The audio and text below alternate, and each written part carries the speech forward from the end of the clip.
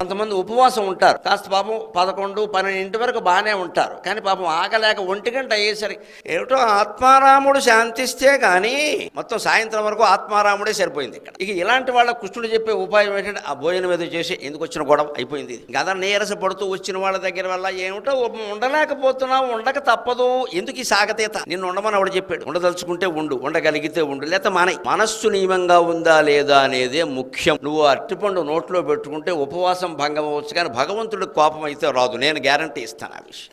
ఎందుకంటే ఉపవాసం అనే దానికి సంస్కృతంలో అర్థం ఏమిటంటే ఉప అంటే సమీపే, ఉపవాసం భగవంతునికి సమీపంలో ఉండడం అంటే ఇక్కడ మఠం వేసి కూర్చోవడం కాదు. ఇక్కడ నీ మనస్సు ఆయన్ని స్మరిస్తూ ఉండడం, సమీపంలో ఉండడం. మనస్సు భగవంతుడిని స్మరిస్తూ ఉన్నప్పుడు నువ్వు 2 ఇడ్లీ తిన్నా, 2 అరటిపళ్ళు తిన్నా, ప్రాణం నిలబెట్టుకుందుకు ఏదైనా చేసినా ఆయనకి ఏమి అనిపించదు.